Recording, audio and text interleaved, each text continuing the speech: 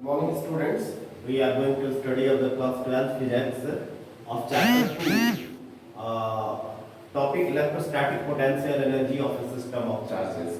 ये काफी important topics है बोर्ड के व्यू से, ठीक है ना। बोर्ड पे इसमें 1 मार्क्स का या 2 मार्क्स का क्वेश्चन निश्चित रूप से पूछा जाता है, डेफिनेट पूछा जाएगा, ठीक है। तो आइए इसको समझते हैं हम कि ये क्या है, इस टॉपिक में क्या बताना चाहता है। बहुत ही इजी टॉपिक है, बहुत टफ टॉपिक नहीं है, बट इस कंसेप्ट आपका क्लियर हो जाए तो वेरी वेल, बहुत आसान टॉपिक है। देखिए क्या होता है, मान लीजिए कि इन्फिनिटिव सेपरेशन पर इनफाइनाइट बहुत दूरी पर दो चार्जेस हैं, ठीक है। इतने दूरी पर दो चार्जेस हैं, एक Q1 चार्जेस है जो यहाँ पे है और एक Q2 चार्जेस है जो यहाँ पे है। इन दोनों के बीच का जो डिस्टेंस है ये भी काफी लार्ज है, इतना लार्ज है कि इनके बीच कोई भी अट्रैक्शन या रिपल्सन फोर्सेस नहीं है, ठीक है। इन दोनों को चार्जेस को इनफाइनाइट डिस्टेंस से लाकर यदि हम एक सिस्टम बनाना चाहें, एक दूसरे के नजदीक लाना चाहें, और लाने में जितना हमें वर्क डन करना पड़ेगा, इनको लाने में जितना वर्क करना पड़ेगा वो सारा वर्क क्या हो जाएगा, पोटेंशियल एनर्जी के फॉर्म में स्टोर हो जाएगा, ठीक है। इस टॉपिक्स में दो पॉइंट है, ठीक है ना। ये जो टॉपिक का फर्स्ट पॉइंट है, system of electrostatic potential energy of system of charges, इस टॉपिक का फर्स्ट पॉइंट और सेकंड पॉइंट, अभी मैं आपको फर्स्ट पॉइंट पढ़ाने जा रहा हूं। एनसीईआरटी में दो पॉइंट्स इसके दिए हुए हैं। पहला है due to two system of charges, ठीक है। तो इसका डेफिनेशन क्या है, electrostatic potential energy of system of charges को हम डिफाइन कैसे कर सकते हैं कि the total amount of work done in bringing the different charges to their respective position, उनके इस रिस्पेक्टिव पोजीशन में लाने में जितना भी वर्क डन करना पड़ता है, the total amount of work done in bringing the different charges to their respective position, इस रिस्पेक्टिव पोजीशन में लाने के लिए जितना भी वर्क डन करना पड़ता है from infinitely large mutual separations, from infinitely large mutual separation, जबकि इन दोनों के बीच का सेपरेशन क्या हो, इनफाइनाइटली लार्ज हो, बहुत ज्यादा हो, ठीक है।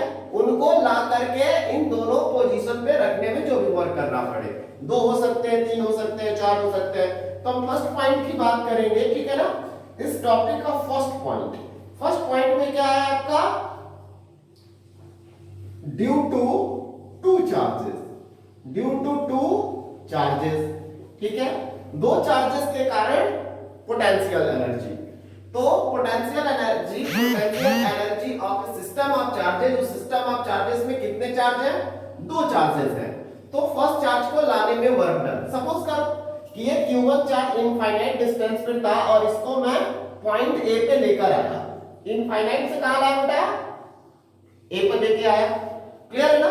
तो बताओ कि लाने में कितना वर्क करना पड़ेगा, ठीक है। पॉइंट A पे लाने में कितना वर्क करना पड़ेगा, बताओ कितना करना पड़ेगा, कोई वर्क नहीं करना पड़ेगा, जीरो वर्क करना पड़ेगा। क्यों ऐसा होगा, क्यों से कि इस पॉइंट पर ना तो कोई चार्ज ही है, ना तो यहाँ कोई इलेक्ट्रिक फील्ड मौजूद है। तो जब यहाँ ना तो कोई पहले से ऑलरेडी कोई चार्ज ही रखा हुआ है और ना ही कोई इलेक्ट्रिक फील्ड है, तो क्या होगा, यहाँ से इसको जब हम लेकर आएंगे तो ना तो कोई इसको रिपेल तो करने वाला होगा ही नहीं, ना कोई अट्रैक्ट करने वाला होगा, जिसकी वजह से वर्क डन जीरो रहेगा। क्लियर है, कोई कंफ्यूजन नहीं ना।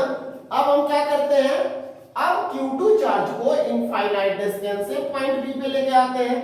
कहां लेके आते हैं, पॉइंट B पर।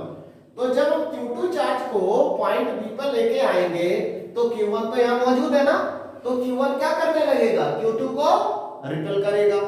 तो जब Q1 Q2 को रिपेल करेगा तो इसको यहां तक लाने में कितना वर्क डन करना पड़ेगा, ठीक है ना। ये वर्क डन हम कैसे निकाल लें, दो तरीके हैं हमारे पास। हम जानते हैं वर्क डन का फॉर्मूला क्या होता है, हमने पढ़ा है कि पोटेंशियल डिफरेंस इक्वल टू क्या होता है, W upon Q naught, test charge ये होता है ना। Potential difference V equal to work done upon Q naught, तो वर्क डन इक्वल टू क्या हो जाएगा हमारा, Q naught into potential difference, Q naught into potential difference, ठीक है। तो क्या हो जाएगा, V into Q naught. Clear है, कोई कंफ्यूजन नहीं ना। तो Q1 के कारण यदि मैं पॉइंट बी पर पोटेंशियल का फॉर्मूला लिख दूं, ध्यान देना, Q1 के कारण पॉइंट बी पर यदि पोटेंशियल मुझे पता चल जाए तो ये कैसे पता चलेगा? हम पिछले वीडियो में पढ़ चुके हैं ना, electric potential due two point charge. तो Q1 एक पॉइंट चार्ज है, तो Q1 के कारण Q2 पर यदि हमें पोटेंशियल पता करना हो तो क्या फॉर्मूला हो जाएगा हमारा? अब हमारा क्या निकालना है? Work done at B. B पर Q2 को लाने में कितना वर्क डन करना पड़ा, तो क्या आएगा बेटा? कैसे निकाल सकते हैं? वेरी सिंपल, कहीं कोई कंफ्यूजन नहीं होना चाहिए। हम कैसे निकालेंगे? तो क्या कर देंगे, तो V1 potential due to Q1 into charge Q2। Clear है ना? पोटेंशियल इस फॉर्मूले के हिसाब से Q1 के कारण पॉइंट बी पे potential and into Q2 charge. तो Q1 के कारण Q2 पे पोटेंशियल कितना हो जाएगा? वो क्या हो जाएगा? तुमको फॉर्मूला पता है ड्यू टू पॉइंट चार्ज वाला, 1/4 पाई एप्सिलॉन नॉट इनटू क्या हो जाएगा? Q1 upon distance between A and B। तो A और B के बीच का डिस्टेंस हम कैसे लिख सकते हैं? A और B के बीच का डिस्टेंस हम कैसे लिखें?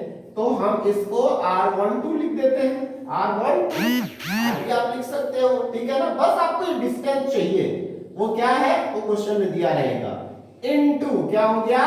Q2। तो क्या मिला हमें फॉर्मूला? WB इक्वल टू हमें मिल गया 1/4 pi epsilon not Q1 Q2 upon R12। ठीक है, अब नेटवर्क निकाल देते हैं। क्या निकाल देते हैं? W net. तो ये क्या हो जाएगा? WA plus WB equal to क्या आएगा भाई? ये तो 0 है और WB इतना है, तो हमारा फॉर्मूला क्या मिल गया? 1/4 pi epsilon not Q1 Q2 upon R12, that is the separation between A and B। मतलब क्या समझ में आया कि यदि दो चार्जेस हैं, उनको इनफाइनाइट से ला करके हम कोई सिस्टम बनाएं और उस सिस्टम में कितना पोटेंशियल एनर्जी स्टोर हुआ, ठीक है, ये इस बात पे डिपेंड नहीं करता कि हमने Q1 को, इस चार्जेस को किस पाथ पे लेकर आए हैं, किस तरीके से लेकर आए हैं, सीधे लेकर आए हैं कि इनको डिस्को डांस कराते हुए लेकर आए हैं, इससे कोई लेना देना नहीं है। ठीक है, बस एट फाइनली हमारा पोटेंशियल एनर्जी का फॉर्मूला, ये जो वर्क डन आया ना, यही पोटेंशियल एनर्जी का फॉर्मूला हो गया। अब इसी को हम लिख सकते हैं U इक्वल टू, उसी पोटेंशियल एनर्जी क्या है? अमाउंट ऑफ वर्क डन है, ठीक है ना? तो 1/4 pi epsilon not Q1 Q2 upon R12। Clear? या हम R12 को रिप्लेस कर सकते हैं R से, जहां R क्या होगा?